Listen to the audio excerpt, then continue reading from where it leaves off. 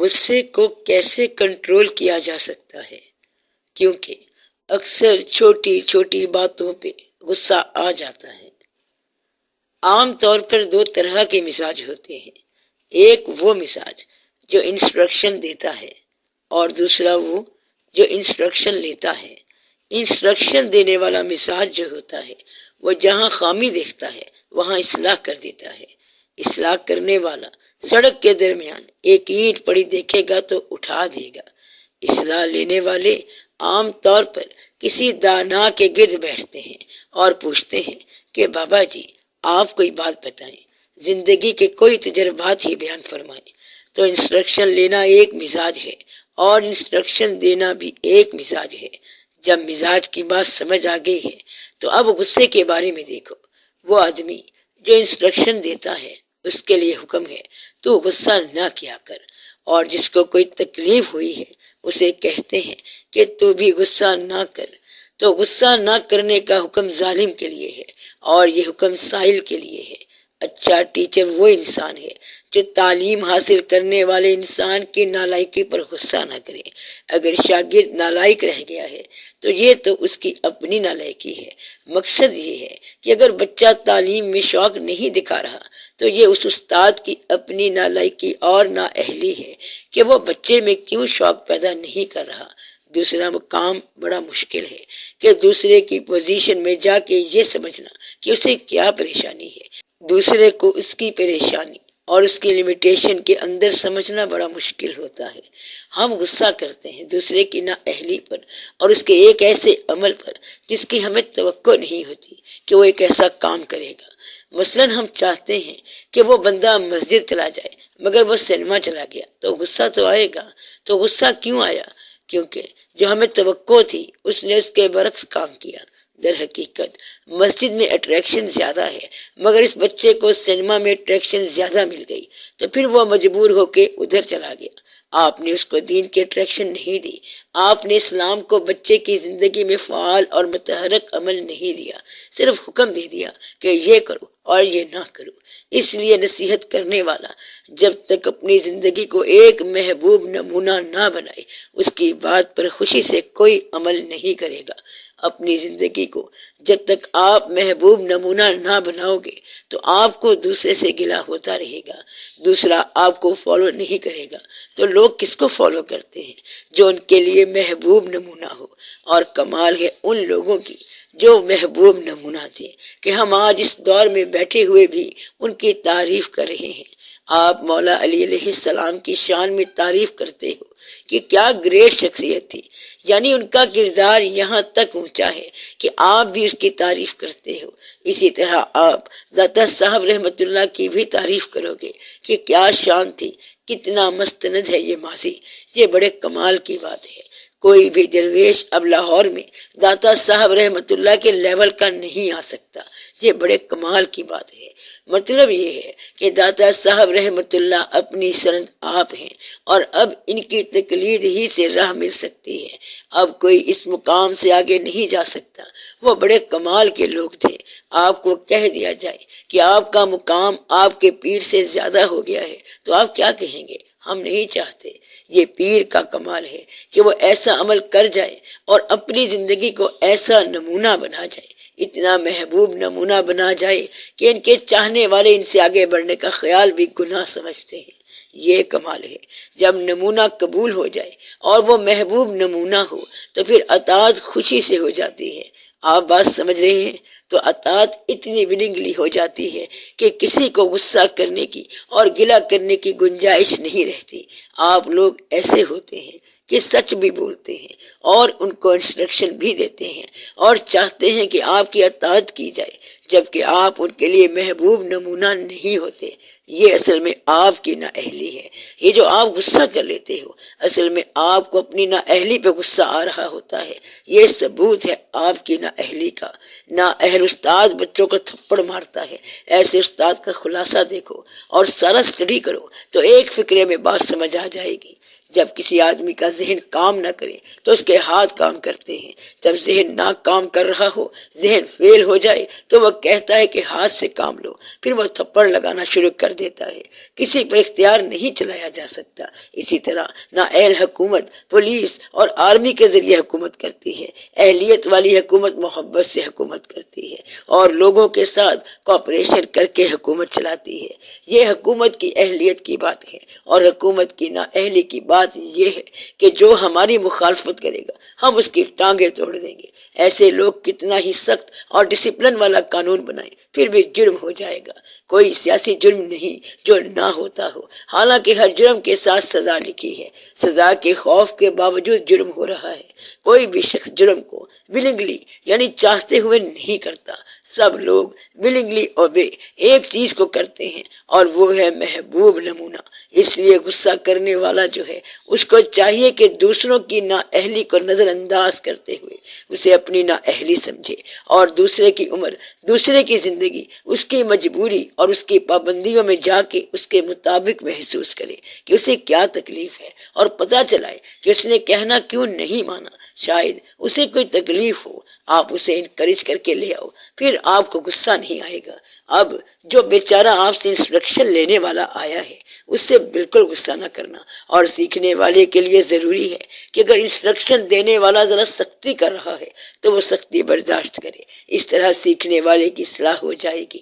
بڑے بڑے لوگ استاد کی چھڑی کے ساتھ وابستہ ہو جاتے ہیں، لہذا دونوں کو یہ حکم ہے کہ غصہ نہ کرو۔ ٹیچر اس لیے غصہ نہ کرے کہ نالائق شاگرد اس کی اپنی نااہلی ہے، اور اسٹوڈنٹ اس لیے غصہ نہ کرے کہ اس کے ساتھ استاد کا انسٹرکشن کا تعلق ہے اور وہ علم حاصل کرے۔ اسٹوڈنٹ سختی برداشت کرتا جائے تو اس کو علم حاصل ہو جائے گا۔ غصہ وغیرہ ہرڈلز ہیں اور رکاوٹیں ہیں۔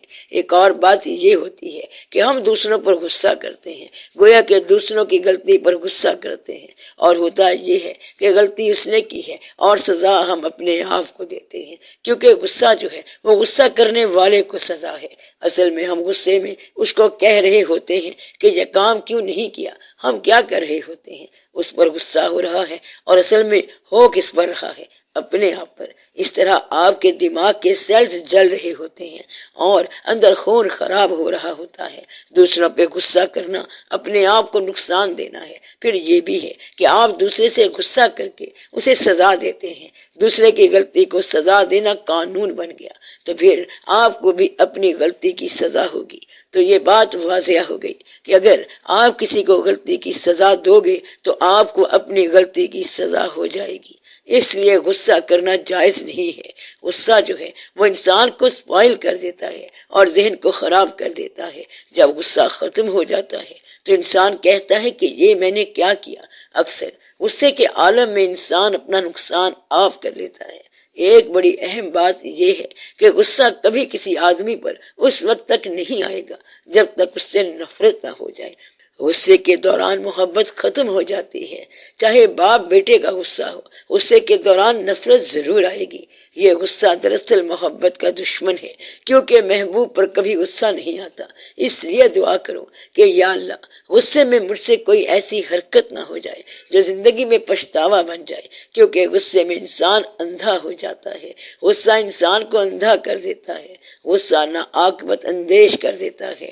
غصہ جو ہے یہ غصہ کرنے والے کو سزا دیتا ہے۔ جو کسی پر غصہ کرتا ہے اس پر بھی کوئی نہ کوئی ضرور غصہ کرے گا۔ لوگوں کو معافی دے دو اور ان کی غلطیوں کو اور کوتاہی کو معاف کر دو۔ اگر کسی شخص سے آپ کو نفرت ہے تو نفرت تو ہے ہی صحیح، اب غصہ تو نہ کرو۔ بعض اوقات غصہ اس لیے آتا ہے کہ یہ شخص ہماری خواہش کے مطابق نہیں چل رہا۔ اگر ایسا ہوتا تو ہر مولوی کا بیٹا مولوی ہوتا اور ڈاکٹر کا بیٹا ڈاکٹر ہوتا، لیکن ایسا نہیں ہے۔ ڈاکٹر کا بیٹا انجینئر بن جاتا ہے یا کوئی اور شے بن جاتا ہے۔ اس لیے آپ کا غصہ سب بیکار ہے۔ ہر آدمی اپنا مقدر لے کر آیا ہے، ہر آدمی اپنا کیریئر لے کے آیا ہے اور اپنا مزاج لے کر آیا ہے۔ اکثر ایسے ہوتا ہے کہ بچے کے ذہن میں باپ کی زندگی اتنی قابل محبت نہیں ہوتی۔ دو بھائی تھے، ایک نوکری کرتا تھا اور دوسرا مزدوری کرتا تھا، اور نوکری والے بھائی نے مزدور بھائی سے کہا کہ یہ تو سارا دن جو ٹوکری اٹھاتا رہتا ہے اسے بند کر اور عزت کی نوکری کر۔ دوسرے بھائی نے کہا ایک بات میری بھی سن لے، عزت کی محنت کر اور اس بیماری سے بچ جا، یعنی نوکری کی غلامی سے بچ جا۔ تو دونوں بھائیوں میں سے ایک کے ذہن میں اور معیار ہے اور دوسرے کے ذہن میں اور معیار ہے۔ ایک کہتا ہے کہ مزدوری عزت والی ہے اور نوکری غلامی ہے، اور دوسرا کہتا ہے کہ مزدوری ذلت ہے اس لیے نوکری کرو۔ تو ہر بندہ اپنے اپنے مدار میں گردش کر رہا ہے، جس طرح ہر ستارہ اپنے اپنے مدار میں گردش کر رہا ہے۔ کوئی گھر بیٹھنے والا ہے، کوئی مقیم ہے اور کوئی مسافر ہے۔ اس لیے یہ ایک پیراڈاکس ہے۔ آج کل کامیاب ڈاکٹر وہ ہوتا ہے جس کے بہت مریض ہو، اور پہلے دور میں ڈاکٹر ایسی دوائی دیتے تھے کہ پھر سے بیماری نہ ہو۔ ایک آدمی نے دوسرے سے کہا آج اللہ نے بڑا کرم کیا ہے کہ بڑی بکری ہو رہی ہے۔ دوسرے نے کہا آج تو نے بڑی لمبی چھری چلائی ہے اور بڑا منافع لیا ہے، تو بڑا ظالم ہے۔ تو اس لیے ظالم ہے کہ اتنا منافع لیتا ہے اور کہتا ہے یہ ہے کہ اللہ کا کرم ہو گیا، مگر تجھ پر اللہ کا کرم نہیں ہوا، بلکہ کرم واپس چلا گیا کہ تو نے یہ کیا کام کر لیا۔ اسی طرح ایک شخص نے کہا کہ پیر صاحب نے بڑی مہربانی کر دی، سارے کام ہونے شروع ہو گئے اور مکان بننے شروع ہو گئے۔ دوسرے نے کہا کہ تیرا پیر تیرے پہ ناراض ہے، کیونکہ اگر پیر صاحب راضی ہوتے تو تیرا مکان ہی غائب ہو جاتا، کیونکہ وہ تجھے اللہ کی طرف رجوع کرا دیتے۔ تو یہ ہر شخص کی اپنی مرضی ہے کہ وہ کیا پسند کرتا ہے اور کیا چاہتا ہے۔ غصہ عام طور پر کب آتا ہے؟ اگر زندگی میں کوئی راستہ رک جائے، کوئی خیال رک جائے، کوئی توقع کچھ عرصے کے لیے ٹل جائے، یا کوئی اچانک ناگہانی بات آ جائے۔ یہ ساری باتیں زندگی کے اندر لکھ دی گئی ہیں۔ اکثر اوقات ایسا ہو سکتا ہے کہ سکیمیں فیل ہو جائیں اور کبھی توقع پوری نہ ہو اور دوسرے آدمی پر آپ کی مرضی نہ چلے، جس کو آپ نے بھیڑ بنا کے رکھا ہوا ہے۔ عین ممکن ہے وہ شیر کی زبان بول پڑے۔ ایک مرتبہ ایک شیر کا بچہ آ رہا تھا، ایک بڑے شیر نے دیکھا کہ ایک شیر کا بچہ بھیڑوں میں چل رہا ہے۔ اس نے کہا یہ تو شیر کا بچہ ہے، یہ یہاں کیسے، یہ میں کیوں کرتا ہے؟ شیر نے اس بچے کو پکڑا اور ایک ندی کے پاس لے آیا اور کہا نیچے دیکھو۔ پھر پوچھا کیا ہم دونوں ایک جیسے ہیں؟ اس بچے نے کہا ہم ہیں تو ایک جیسے۔ پھر شیر نے بھیڑ کو پکڑا اور کھا گیا۔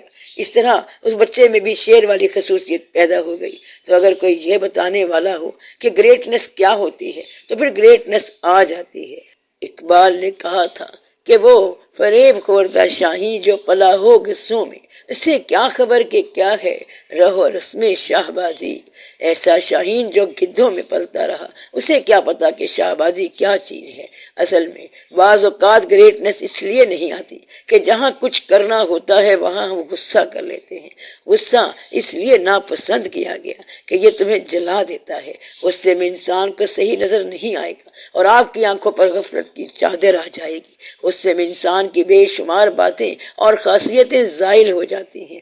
اس بارے میں دنیا میں بڑی بڑی کتابیں لکھی گئی ہیں اور غصے کے نتیجے میں بڑی بڑی ٹریجڈیز نے جنم لیا ہے۔ غصہ کرنے والے کو بعد میں پتہ چلتا ہے کہ اس نے غلط کیا اور ایسا نہیں کرنا چاہیے تھا۔ جیلس اور حاسد آدمی غصہ کرا دیتا ہے اور وسوسہ ڈال دیتا ہے۔ ایسا آدمی میاں بیوی کے درمیان غصہ پیدا کر دیتا ہے۔ غصہ کبھی نہیں کرنا چاہیے، اس لیے آپ اپنے آپ کو درست کر لیں، اس طرح غصہ رک جائے گا۔ غصہ روکنے کا ایک اور آسان طریقہ یہ ہے کہ جس پر غصہ آ جائے اس پہ کچھ غصہ کر لو، لیکن ساتھ ہی اسے کچھ دے دیا کرو۔ اگر آپ غصے میں آنے والے خیال کی ڈکٹیشن کے مطابق عمل نہ کریں تو پھر غصہ نہیں آئے گا۔ جب آپ غصے کو دعوت عمل دیں گے تو غصہ بار بار آتا رہے گا۔ غصہ نہ کرنے والے کو کبھی غصہ نہیں آتا۔ اگر کسی نے گالی بھی دے دی تو اس شخص کو غصہ نہیں آئے گا، کیونکہ وہ کہتا ہے کہ یہ آدمی کا عمل ہے اور میرا عمل تو نہیں ہے، اور اس کی وجہ سے تو میری انسلٹ نہیں ہوتی۔ No man can ever be insulted by the action of others، یعنی دوسروں کے عمل سے تمہاری تذلیل نہیں ہوتی۔ ایسا شخص غصہ دلانے والے کے لیے بھی دعا کرتا ہے، تو جس پر غصہ آیا آپ اس پر رحم کیا کرو۔ اللہ تعالیٰ نے حضور پاک صلی اللہ علیہ وآلہ وسلم کا ٹائٹل یہ بتایا ہے کہ آپ رحمت للعالمین صلی اللہ علیہ وآلہ وسلم ہیں۔ یہ گناہ ثواب جو ہیں یہ تو اللہ تعالیٰ نے بعد میں بتائے ہیں۔ توحید میں کیا ہوتا ہے؟ رب العالمین، اور رسالت میں کیا ہوتا ہے؟ رحمت للعالمین۔ العالمین صلی اللہ علیہ وآلہ وسلم۔ یعنی کافروں کے لیے بھی رحم، شر کے لیے رحم، کائنات کے لیے، ہر انسان کے لیے رحم، بلکہ ہر شے کے لیے رحم۔ اللہ ہر شے کو پالنے والا ہے۔ وہ کہتا ہے کہ یہ لوگ تو مجھے مانتے نہیں ہیں، ماننے کی بات تو بعد میں دیکھی جائے گی، پہلے روٹی تو دو اس کو۔ یہ تو آپ کے بالکل مزاج کے مطابق نہیں ہے۔ اللہ تعالیٰ کو رب کہتے ہیں اور وہ رازق ہے، تو جو رزق بند کرے وہ رب نہیں ہو سکتا۔ رب ہے تو رزق دینے والا ہوگا، اس لیے سوال ہی نہیں پیدا ہوتا کہ اللہ کسی کا رزق بند کر دے۔ حضور پاک صلی اللہ علیہ وآلہ وسلم سے یہ توقع نہیں ہو سکتی کہ وہ رحم نہیں کریں گے۔ آپ صلی اللہ علیہ وسلم ضرور رحم کریں گے اور ہر ایک پر رحم کریں گے، چاہے وہ کوئی بھی ہو، کیونکہ آپ صلی اللہ علیہ وآلہ وسلم رحمت للعالمین ہیں صلی اللہ علیہ وسلم۔ مسلمان شاید دوسرے پر رحم نہ کرے، اس لیے وہ غصہ کرتا ہے۔ دین کا سطحی علم رکھنے والے زیادہ غصہ کرتے ہیں، دین کا سطحی علم رکھنے والے غصہ زیادہ کرتے ہیں۔ اگر دین کی گہرائی کا علم ہو تو پھر غصہ نہیں آتا۔ دین کا مکمل علم ہونا چاہیے اور گہرائی کے ساتھ علم ہو تو پھر غصہ نہیں آئے گا۔ آپ کو جب کبھی غصہ آ جائے تو پانی پیو اور لیٹ جاؤ اور ریسٹ کرو۔ اگر غصہ آ جائے تو درود شریف پڑھو، غصہ آ جائے تو زمین پر ہاتھ لگا کر کانوں پہ لگا لو جیسے مسح کرتے ہیں، اور خدا کو یاد کرو۔ ایک بادشاہ سلامت شکار کو گئے ہوئے تھے، پیچھے سے کنیز بادشاہ کے بستر پر آرام سے لیٹ گئی۔ بادشاہ واپس آیا تو کنیز کو بستر پر لیٹا دیکھ کر بڑے غصے میں آ گیا اور غصے میں اس نے کنیز کو مارنا شروع کر دیا۔ کنیز پہلے تو بہت روئی، پھر ہنسنے لگ گئی۔ بادشاہ نے پوچھا تو روئی کیوں؟ اس نے کہا مار بڑی پڑی۔ اب ہنستی کیوں ہے؟ میں یہ سوچ رہی ہوں ذل سبحانی کہ میں تو کچھ دیر اس بستر پر سوئی ہوں تو مجھے مار پڑی ہے۔ آپ تو روزانہ سوتے ہیں، آپ کو کتنی مار پڑے گی؟ یعنی اس کنیز نے پیغام دیا کہ اس بستر پر سونے کی سزا مجھے تو یہی مل گئی، مگر تجھے پتہ نہیں کہاں جا کے ملتی ہے۔ تو آپ غصے سے بہت پرہیز کرو، کیونکہ یہ انسان کو بہت ہی زیادہ خراب کر دیتا ہے۔ سوچنے کی صلاحیت ختم ہو جاتی ہے اور اپنا بیگانہ نظر نہیں آتا۔ حاسد لوگ غصے والے سے فائدہ اٹھاتے ہیں۔ ذات باری تعالیٰ تو ہر جگہ موجود ہے اور حاضر و ناظر ہے، تو پھر وحی کی دو قسمیں کیوں ہیں؟ یعنی ایک تو حضرت جبرائیل علیہ السلام کے ذریعے سے ہے اور اللہ خود بھی رابطہ فرما لیتا ہے، اور دوسری بات یہ ہے کہ پیغمبر بھی تو ہماری طرح انسان ہوتے ہیں، پھر ان کو یہ مرتبہ کیسے ملتا ہے؟ ذات باری تعالیٰ تو ہر جگہ موجود ہے، مگر ایک بات پہ غور کرنا چاہیے کہ سورج تو ہر جگہ موجود ہے، مگر ہر روشن جگہ کو سورج نہیں کہتے۔ ذات باری تعالیٰ کا جلوہ تو ہر جگہ موجود ہے، مگر وہ اللہ جو مکین ہے اس کے لیے ایک مکان ہے، وہ ایک ذات ہے اور باقی سب صفات ہیں، اور اس ذات کے جلوے ہیں اور اس کا اظہار ہے۔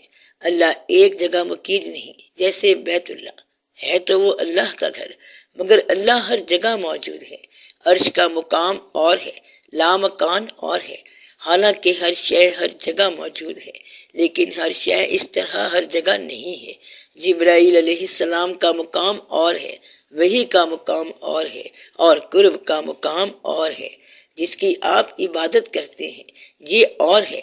جب آپ اللہ کی عبادت کرتے ہیں تو جو باہر ہے وہ کون ہے؟ وہ بھی اللہ ہے، اور جو اندر ہے وہ بھی اللہ ہے۔ انسان سوچتا ہے کہ یہ کیسے ہو سکتا ہے؟ کئی بڑے فقراء اس میں سے گزر گئے اور پھر کہتے ہیں کہ میں کس طرح بات کروں، کیونکہ جب کبھی میں مستی میں مقام ہوش سے نکل جاتا ہوں تو اپنے سجدے کا حرم کو حکم فرماتا ہوں میں، یعنی میں حرم کو سجدہ کروں اور حرم مجھے سجدہ کرے۔ یہ بظاہر ایک ہے لیکن ایسا نہیں ہے، اس لیے اللہ تعالیٰ نے وحی جبرائیل امین علیہ السلام کے ذریعے بھیجی ہے، ورنہ جبرائیل امین علیہ السلام کی کیا ضرورت تھی؟ عقل والوں نے کہا کہ خیال کا نام جبرائیل علیہ السلام ہے اور موت کا نام اسرائیل علیہ السلام ہے۔ اسی طرح میکائیل علیہ السلام بارش برسانے والا اور پیسہ دینے والا ہوتا ہے، بادلوں کا نام ہی تو میکائیل علیہ السلام ہوتا ہے۔ یہ رعد اور برق فرشتے ہی تو ہوتے ہیں، باقی جو فرشتے ہیں وہ رکوع اور سجود میں ہیں۔ خود فرشتے جھکے ہوئے حالت رکوع میں ہیں، اور جن کا سر نیچے زمین پہ لگا ہوا ہے وہ حالت سجود میں ہیں، اور جو کھڑے ہوئے ہیں جیسے درخت ہیں تو وہ حالت قیام میں ہیں۔ یہ فرشتے ہیں جو عبادت گزار اور تابع دار ہیں، اور ایسے بھی فرشتے ہیں جو صرف تسبیح بیان کر رہے ہیں۔ اسی طرح جنات ہیں جو طاقت کا نام ہے، بجلی کی طاقت بھی جن ہے، تیز ہوا بھی جن ہے، اور تیزی سے رواں پانی کو بھی جن کہتے ہیں۔ غصہ کیا ہے؟ یہ بھی ایک جن ہے۔ جن کی طبیعت گرم ہے اس کو جن کہہ سکتے ہیں۔ اس لیے اس کو بھی سمجھنے کی کوشش نہ کرو، ماننے کی کوشش کرو۔ اگر کوئی یہ کہے کہ جبرائیل علیہ السلام ایک خیال کا نام ہے تو پھر کل کو وہ پیغمبر بننے کی کوشش کرے گا، بس وہ شخص یہاں مار کھا جائے گا۔ پیغمبر تو پیغمبر ہے، چاہے اس کے پاس جبرائیل علیہ السلام آئے تب پیغمبر، اور نہ آئے تب بھی پیغمبر ہے۔ یہ نہ ہو کہ کبھی آپ یہ کہہ دو کہ فلاں شخص کا خیال بھی تو پیغمبر جیسا خیال ہے، اس طرح تو وہ گمراہ ہو گیا۔ اس لیے یہ ضروری بات ہے کہ علم صرف اطاعت کے ساتھ ملتا ہے۔ اگر علم بظاہر نظر آتا ہو اور اطاعت نہ ہو تو وہ گمراہ ہو جائے گا۔ جو علم متی نہیں ہے وہ گمراہی ہے۔ ایک بات یاد رکھو کہ اس آدمی کے علم کو قبول نہ کرنا جس کی آخرت آپ کو قبول نہ ہو۔ مطلب یہ ہے کہ کوئی کہے کہ لارڈ برٹرینڈ رسل نے یہ بات کی ہے، تو اگر اس کی عاقبت آپ کو پسند نہیں ہے تو اس کی بات وصول نہ کرنا۔ بس یہ بات یاد رکھو۔ اس لیے آپ کو وہ علم چاہیے جو آپ کے اکابرین کا علم ہے، باقی علم کی ضرورت ہی کوئی نہیں ہے، کیونکہ باقی سب جھوٹ ہے۔ اگر کوئی یہ کہے کہ فلاں انگریز نے اسلام پر فلم بنائی ہے اور فلم سے ایمان تازہ ہو جاتا ہے تو ایسا نہیں، بلکہ ایمان ضائع ہو جاتا ہے۔ آپ اگر ایمان کو فلم میں دیکھنا چاہو گے تو یہ کبھی بھی نہیں ہو سکتا، کیونکہ ایمان صرف عقیدے میں ہے۔ اس لیے اس بات سے ڈرا کرو اور بچا کرو۔ پیغمبر اگرچہ عام انسان کی طرح ہوتے ہیں، لیکن جب اللہ کی طرف سے وہ پیغمبر بن گئے اور اللہ کا نام بلند کرتے ہیں تو وہ عام انسان نہیں رہتے۔ اس لیے بہت ہی احتیاط کیا کرو، ان کا مرتبہ دیکھ لو اور اطاعت کرتے جاؤ۔ اگر آپ پیغمبر کے عمل کی کاپی کرنے لگ جاؤ کہ ہم ان کی طرح کا عمل کر لیں، لیکن پھر آپ کو یہ بات سمجھ میں نہیں آئے گی کہ ان کے پاس مرتبہ کہاں سے آ گیا اور وہ پیغمبر کیسے بن گئے۔ زیادہ اطاعت کرنے والے اور اطاعت پر فخر کرنے والے اور ان جیسا ہونے کی کوشش کرنے والے اکثر گمراہ ہو جاتے ہیں۔ اس فرق کا خیال رکھنا چاہیے کہ میں بالکل ویسا انسان ہوں لیکن میں کبھی ویسا نہیں ہو سکتا۔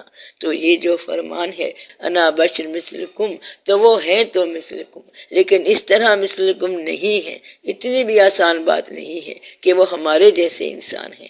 آپ خود دیکھو کہ ان صلی اللہ علیہ وآلہ وسلم کا نام ہے اور آپ لوگوں کا کلمہ ہے، یعنی ان صلی اللہ علیہ وآلہ وسلم کا نام ہے اور آپ کا دین ہے، تو وہ ہمارے جیسے کیسے ہو گئے؟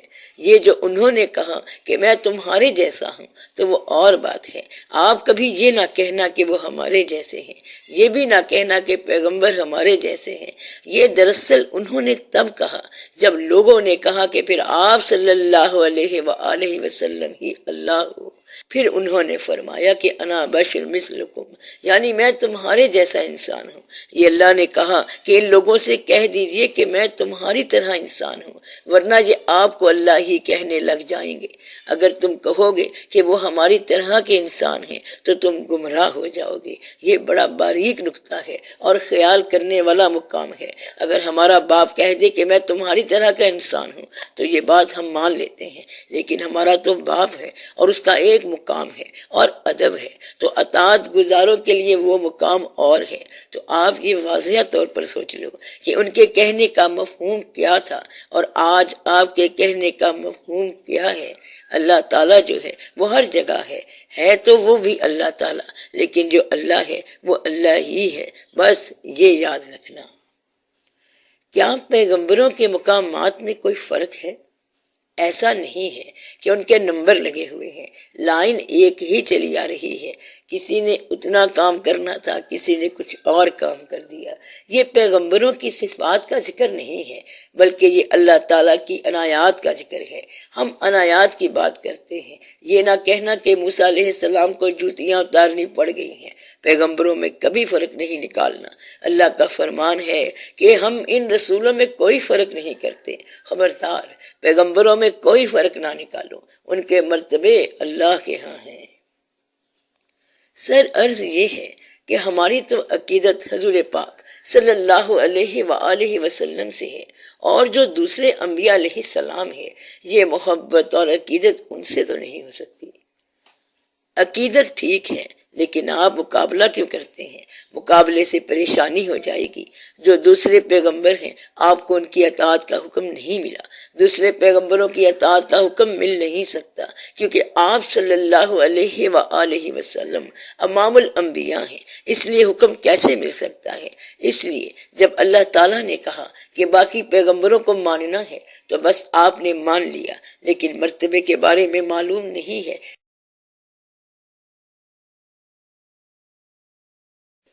یہ تو اللہ تعالیٰ کی عنایات ہیں کہ کوئی پیغمبر بن گیا۔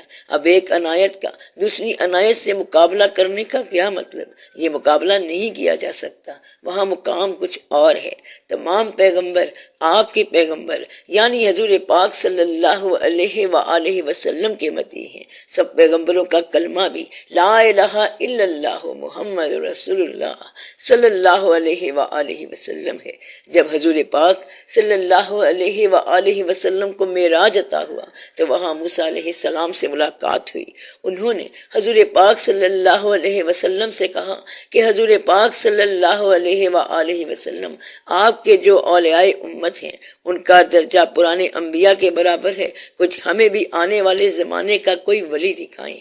آپ صلی اللہ علیہ وآلہ وسلم نے امام غزالی رحمت اللہ کو بلا لیا۔ موسیٰ علیہ السلام نے امام غزالی رحمت اللہ سے پوچھا نام کیا ہے؟ انہوں نے پورا شجرہ بتانا شروع کر دیا۔ موسیٰ علیہ السلام نے کہا کہ میں نے تم سے صرف تمہارا نام پوچھا تھا اور تم نے دادا کا نام بھی بتا دیا، سوال کا جواب لمبا نہیں دیتے۔ امام غزالی رحمت اللہ نے کہا کہ اللہ تعالیٰ نے آپ سے پوچھا تھا کہ آپ کے ہاتھ میں کیا ہے، اور آپ نے کہا تھا کہ یہ چھڑی ہے، اس سے درختوں کے پتے توڑتا ہوں اور بکریوں کو کھلاتا ہوں۔ حضور پاک صلی اللہ علیہ وآلہ وسلم کے ہاتھ میں چھڑی تھی۔ آپ صلی اللہ علیہ وآلہ وسلم نے اس کو غزالی رحمت اللہ کی ٹانگ پر مار کر فرمایا کہ خیال کرو یہ پیغمبر ہیں۔ کہتے ہیں جب غزالی رحمت اللہ پیدا ہوئے تو ان کی ٹانگ پر نشان تھا۔ یہ ریکارڈڈ واقعہ ہے۔ تو پیغمبروں کا مکمل ادب کرنا چاہیے۔ یہ جو لوگ کہتے ہیں کہ ہم نے عیسائیوں کو جھوٹا ثابت کر دیا، تو یہ تو بڑے حساب کتاب کی بات ہے اور بڑی احتیاط کی بات ہے۔ ہمارے لوگ اس طرح کی باتیں کرتے رہتے ہیں، ایک کا مقابلہ دوسرے سے کرتے ہیں۔ انہیں یہ پتہ ہونا چاہیے کہ ہر طرف شر پھیلا ہوا ہے، پہلے تم اس کو ٹھیک کرو۔ مگر یہ لوگ مقابلے اور مناظرے کر رہے ہیں، یہ ایسا کام کر رہے ہیں کہ دوسروں کو کافر ثابت کر دیں۔ اس لیے بڑی احتیاط کی ضرورت ہے۔ ایک شخص اپنے آپ کو مسلمان کہتا ہے اور دوسرا اسے کافر کہہ دیتا ہے، اور ایسا بھی ہوتا ہے کہ کوئی اپنے آپ کو کافر کہتا ہے اور لوگ اسے مسلمان کہنے لگ جاتے ہیں۔ پتہ نہیں کیا کرتے رہتے ہیں۔ دین کو ایک شعبہ اور پیشہ بنا دیا گیا ہے، تبلیغ پریکٹس بن گئی ہے اور سیاست بن گئی ہے۔ ہم نے خود دیکھا ہے، ایک بڑے جید عالم سے لوگ ملنے گئے، کسی جگہ میلاد ہو رہا تھا اور لوگ انہیں بلانے کے لیے گئے تو وہ فرمانے لگے کہ اتنے پیسے لوں گا۔ لوگوں نے کہا یہ تو بہت زیادہ ہیں، تو انہوں نے کہا کہ پھر تم میرے بیٹے کو لے جاؤ۔ یہ ایکچوئل واقعہ ہے۔ یہ لوگ پیسے لیتے ہیں، ایئر ٹکٹ لیتے ہیں اور بڑے بڑے کھانے کھاتے ہیں اور پھر حکمرانوں کے حق میں فتوے بھی دے دیتے ہیں۔ آپ کو یاد ہوگا کہ ایوب خان کا زمانہ تھا جب 2 عیدیں ہوئی تھیں۔ ایک دن لوگوں نے عید کی اور دوسرے دن گورنمنٹ نے فتویٰ دینے والے سے کسی نے پوچھا کہ تم نے کیا کیا؟ اس نے کہا عید کسے کہتے ہیں؟ عید تو خوشی ہوتی ہے، اور اگر گورنمنٹ خوش ہے تو عید ہی عید ہے۔ کچھ عرصہ پہلے ایک جگہ کے تو وہاں دیکھا کہ مغرب کی اذان ہو گئی ہے مگر نماز نہیں ہو رہی، اس طرح نماز لیٹ ہو گئی، کسی کی مجال ہے جو نماز پڑھ سکے؟ ایسے کئی بار ہوا ہے کہ جماعت کھڑی ہونے والی ہے اور ٹیلی فون آ گیا کہ ابھی ٹھہرو میں آ رہا ہوں۔ شاہی مسجد میں ایسا ہوا ہے، وہاں ظہر کی نماز 3 بجے پڑھی گئی۔ آپ کبھی ایسے نہ ہونا، کبھی ایمبیشیس نہ ہونا، کبھی مبالغہ نہ کرنا۔ دعا کروں کہ اللہ تعالیٰ آپ کو کبھی حق چھپانے والوں میں نہ بنائے اور جھوٹ بتانے والوں میں نہ بنائے، آمین یا رب العالمین۔ اللہ تعالیٰ آپ کو اپنے راستے پر چلاتا جائے، درمیانی راستہ مل جائے تو بہت اچھا ہے، سادہ زندگی گزر جائے تو بہتر ہے، نہ بہت حسرتیں ہوں اور نہ کوئی بوجھ ہو۔ نماز اللہ کی پڑھا کرو، اللہ کے لیے پڑھا کرو اور بندوں کی نہ پڑھا کرو۔ آپ سب لوگوں کے لیے خیریت کی دعا ہے، اللہ تعالیٰ سب پر اپنا فضل فرمائے، آمین یا رب العالمین۔